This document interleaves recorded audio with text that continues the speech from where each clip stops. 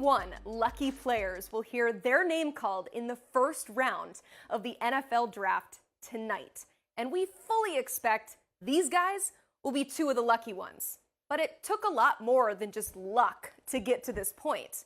Hard work, long hours, and lots of support. For me, one thing that I start with is just my foundation as a man. When I'm a man of God, I want that to be known, and that I'm responsible and I'm respectable and I'm very mature for my age. Oh, I think Bryce will do great. The guy can just process so quickly.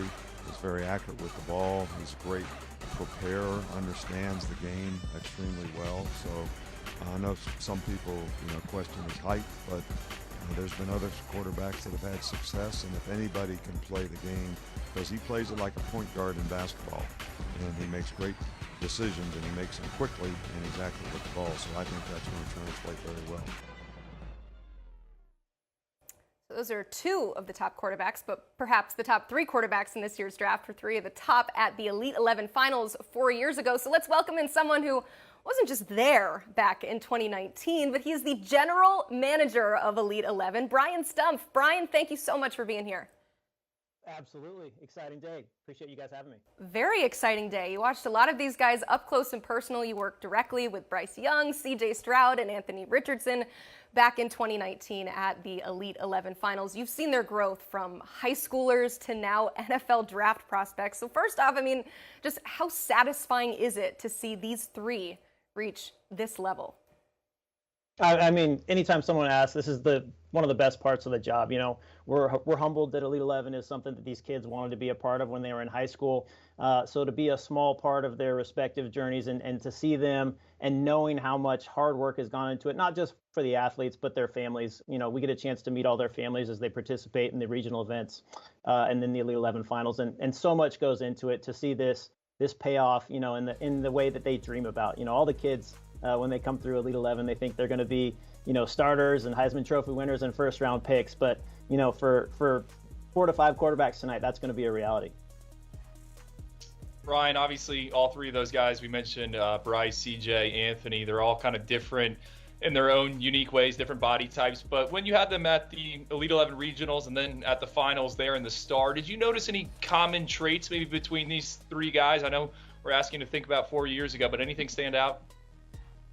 Yeah, I think a common trait that's really easily, sewn together for these three is their thirst to get better and to learn and continue to develop. We see talented kids every year, and the ability to be humble enough to realize that at 17, 18 years old, you can continue to get better and to be coachable when they have so many people already, telling them how great they are and they're in the Elite 11 and things like that.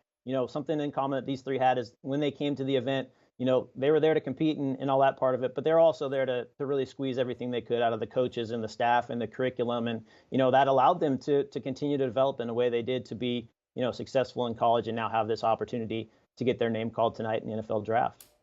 Sounds like they've been acting like pros for a long time. Well, there's been a lot of talk recently about this S2 cognition test, in particular, of course, Bryce Young's high score and CJ Stroud's low score. It's a very new thing, but since so much of Elite 11 is kind of mimicking those pro days and this very draft process, how do you go about measuring kind of that mental side, which is so important of playing the position with all these finalists that come through? Yeah, that's a great question, Emily.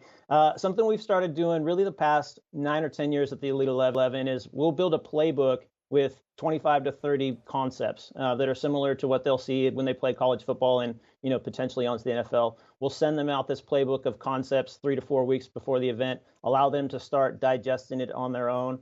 And then we'll go through that curriculum when they arrive at the Elite 11 finals. And that's the basis, that's the framework when we always do a 7-on-7 competition in some way, shape, or form the final day of the Elite 11. So we're getting these athletes materials, seeing how they are able to learn it, and then process it and take it to the field. Because ultimately, that's a big part of playing college football is, the physical ability. They all have it. That's how they're getting recruited. That's how they're getting these scholarship offers. They have the physical ability to get inside the club, so to speak. But now, how can they learn? How can they process? How can they take what the coaching staff is going to want them to run and take it to the field? So that's been a big part of Elite 11 and will continue to be. And it's one of those, valuable insights you get with these quarterbacks when you're able to spend, 72 hours with them at the Elite 11 finals.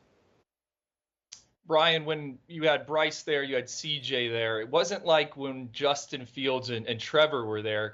Both those guys, I'll never forget, they played the 7-on-7 game against each other. It was wild, right? Everyone was checking it out. But CJ kind of came on, right? He was a late riser, and he made really a name for himself at the Elite 11 finals. I mean, is there anything that stands out you remember about him in that MVP performance? I mean, he really kind of stole the show when he was our MVP, your MVP. I mean, what do you remember from him out there inside the Star? Yeah, you pop up that footage and it takes me back like it was yesterday, being at the Star in Frisco, Texas there. And I think the obvious thing that, you and everybody else that saw, he got better every single competitive, moment of the event, whether it was the pro day or then moving on to 7-on-7. Every time it was competition, he took his game to the next level. But the thing I remember most vividly, especially just because of how that facility was, right? The hotel that the athletes were staying in, the Omni, was connected to the practice field there, the indoor field at the Star. And our production crew was in this room where you had a window to still see into the field there at the Star. And it was probably 9:30 at night. I think we had done a showcase that night where we had fastest man for the open athletes and a long ball challenge for the quarterbacks that Anthony Richardson actually won. But I was in there with our production guys at about 9:30, 9:45, 45 minutes, an hour after the field had been cleared. And you look out there on the field, and there's CJ Stroud with 2 or 3 receivers on his 7-on-7 team running through routes, which I've been doing this, probably too long, over 20 years at Elite 11, and have never seen, that level of, I think, maturity and focus, and then also the ability to lead, where he got guys to stay out there with him and run through extra plays and routes with receivers, which was just a unique look into the focus and maturity he had at such a young age, and it really allowed him to excel like he did at the finals event.